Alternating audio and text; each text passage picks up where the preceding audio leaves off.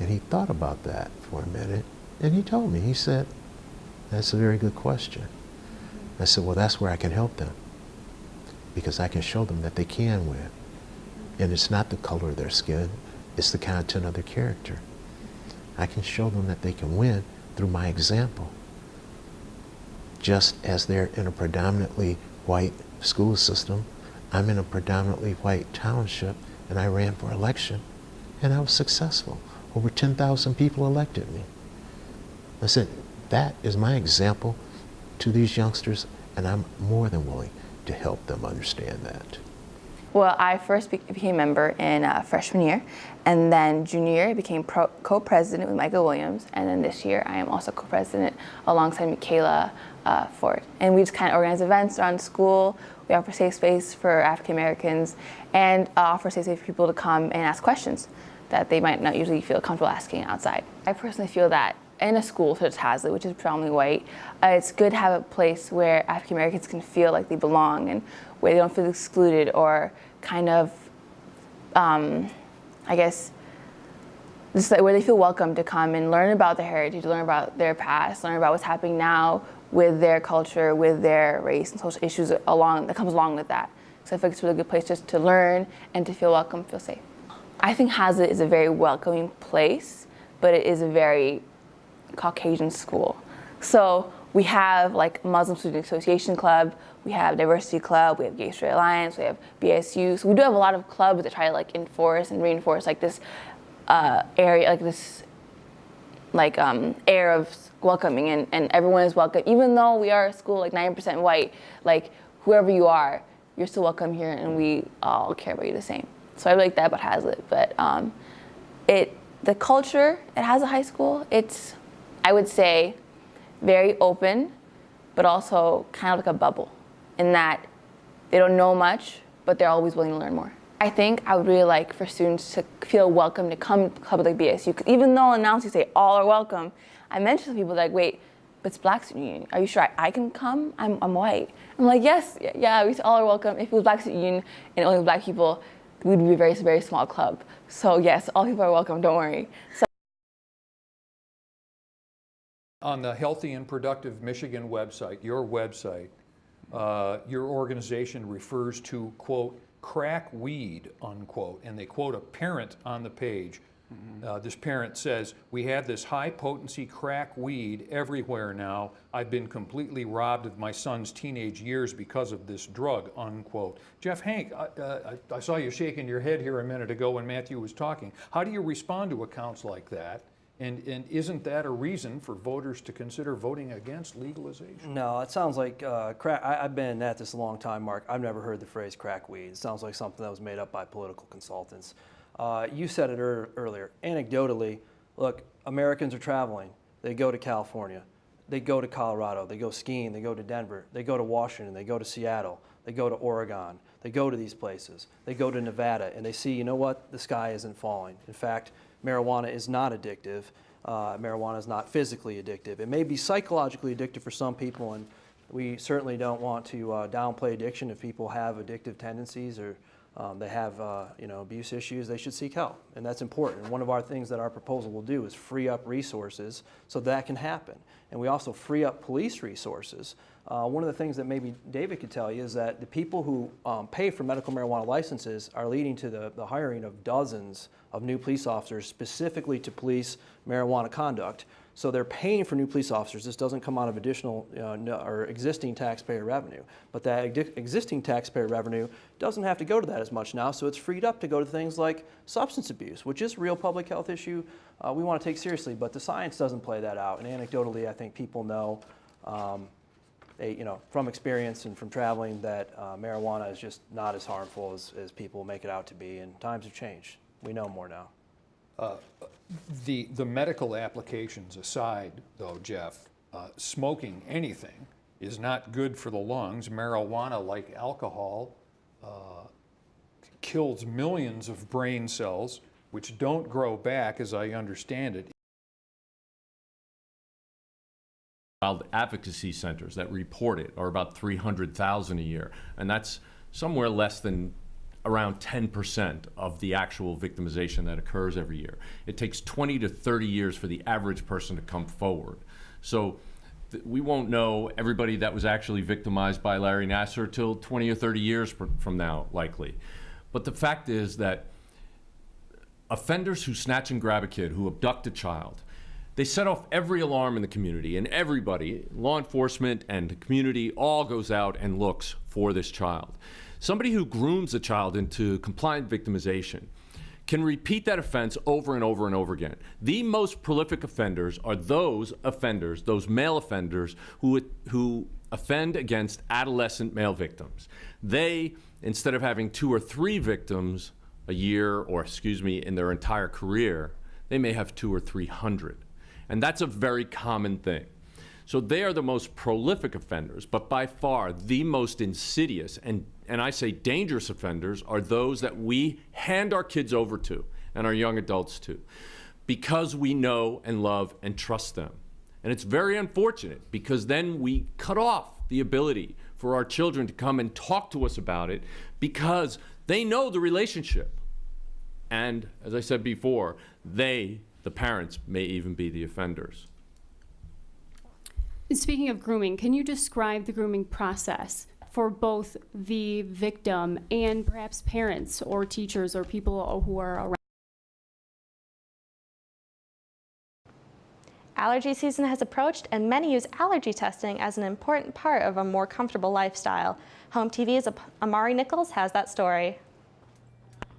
It's that time of year again when flowers are blooming and pollen joins. It's allergy season.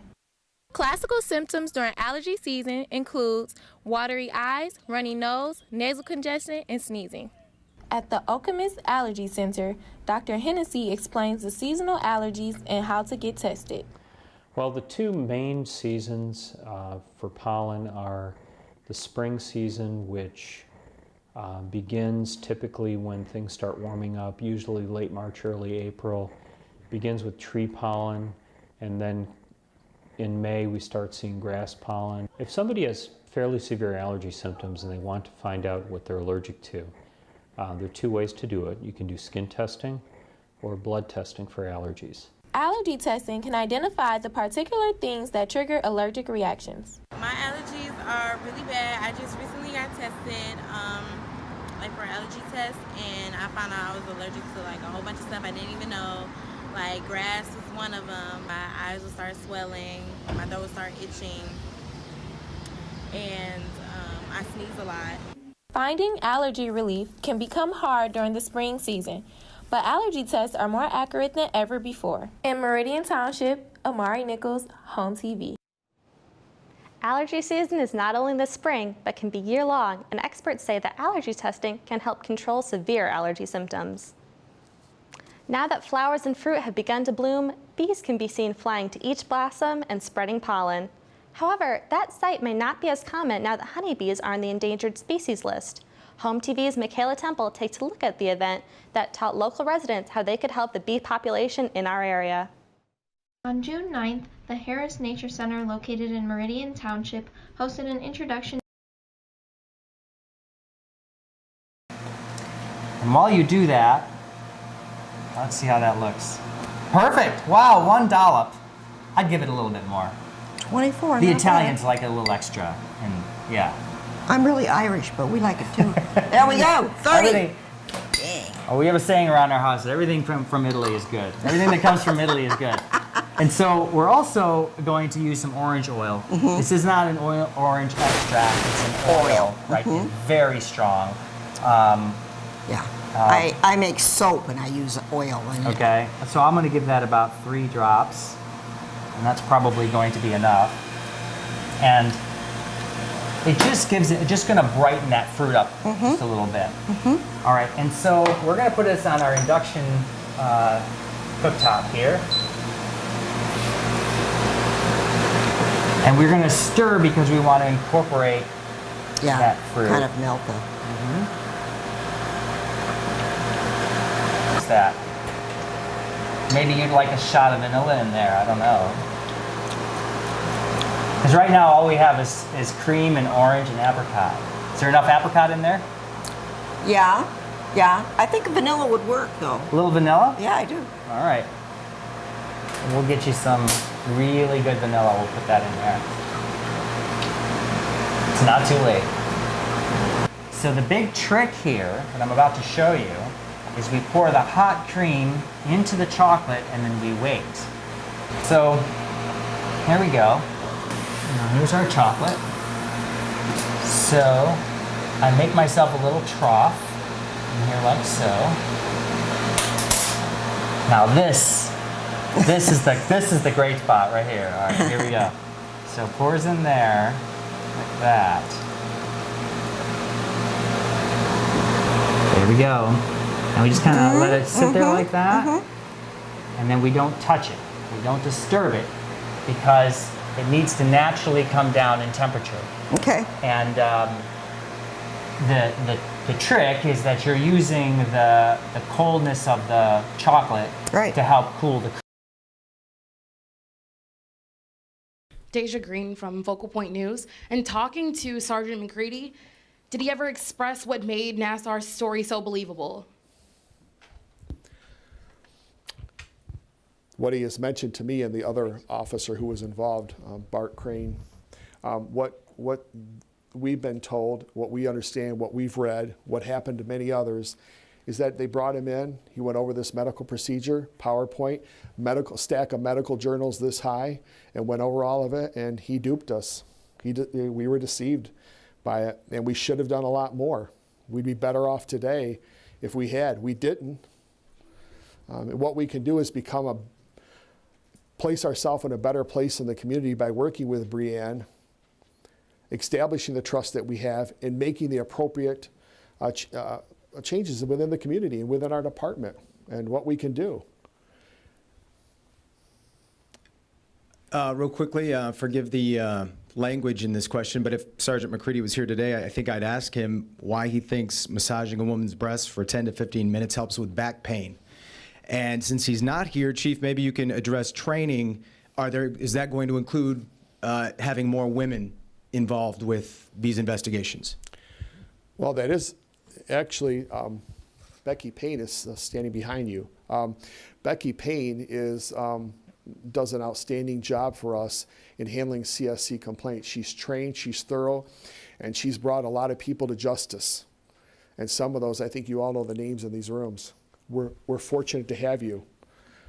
The first part of the question, Jason, all I'm going to tell you is I'm not going to get into the real specifics of the report. We were wrong, we were deceived. That's why we're here. We want to make it right. We've built trust, and that's all we can do at this point. I can't rewind the tape, but I'll sure tell you, I will have a lot of input how the tape rolls forward. Hi, Tiara Riddick with HOMTV. Now, you're quoted on the Meridian Township website as saying, "We missed it," in regards to Breanne's report. How do you miss something like this? Well, I think in many ways that question's been asked and answered. I've talked about the PowerPoint, I've talked about the medical journals, I've talked about how others were deceived. There's just no excuse for it. It just happened. It was a bad judgment call, and we're here because of it.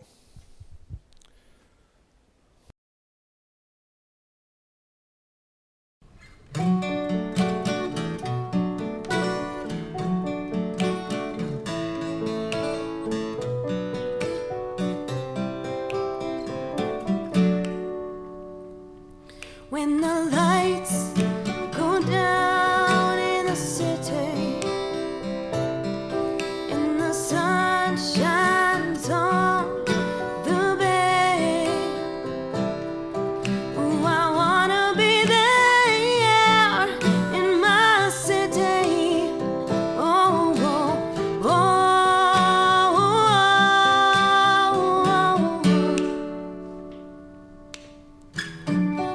So you think you're lonely? Well, my friend, I'm lonely too.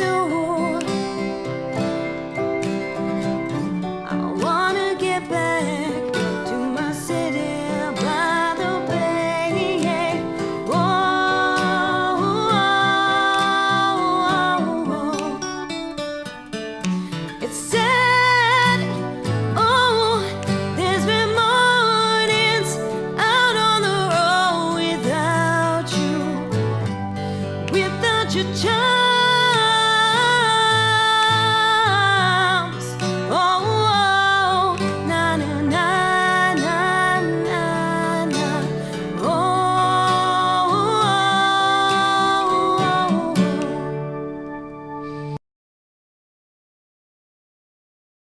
Now let's start off the night by introducing the rest of the main players of our on-air team, who will be an integral part of our live coverage, bringing candidate interviews, analysis of the races, clerk updates from across the hall here in the Meridian Township offices, as well as the actual results themselves. You see them now. Deborah Guthrie with all the maps and numbers. Mark Bayshore, who also covers the political scene for 1320 WILS AM locally here in the state capitol, and Aaron Cornett, keeping an eye on everything online. So let's find out more. Mark, let's start with you. Hi, Ryan. It was my great good fortune here to have all kinds of interesting conversations with a slew of the candidates and the advocates and the opponents of a number of the ballot proposals that Michigan voters voted on here today. We'll be revisiting some of those conversations. I'll be recalling some of those conversations as we make our way through the evening and try to digest all of the returns. We hope we can stick around. Ryan? Thanks, Mark. And Deborah just down the hall, so she doesn't have to put up with the rest of us. Deb, give us an idea of what's in store from you. You know, I literally cheered when they started bringing this desk down the hall, away from the studios where you and Mark are located, but not because of that, but because I'm near to where all of the ballots are coming into the clerk's office. And I did do a little jump up and down when I heard the bell ring signifying that the polls were closed at 8 o'clock. And so I'm excited to bring you the election results tonight and talk about what we're watching locally here in Meridian Township and how that affects and how that works with the 8th congressional race and some of the other races out there. All right, thank you, Deborah. So many races and ballot proposals, as she says, to keep track of, which is why we turn now to Aaron. With social media being a bigger part of real-time election coverage than ever before, Aaron, what are you looking for tonight? Thanks, Ryan. Tonight, we're actually going to be taking quite of a different approach. It is a really big night. A lot of people are talking about the polls. They're talking about their experiences on top of who they're voting for and who they're supporting.